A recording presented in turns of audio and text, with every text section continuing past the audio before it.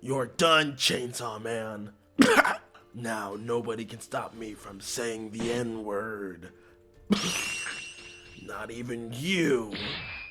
What a shame, Chainsaw Man. You were the best of us. Why are you doing this? Because, Chainsaw Man, for the very simple fact that I hate niggas. Aki, what? You're supposed to be dead. I am dead, Chainsaw Man. But before I died, you see, I made contracts with two very powerful devils, the racism devil and the slur devil. It was your fear of Makima saying the N-word that brought me back. Now, the power of slurs belong to me and only me. That's right. Try and stop me,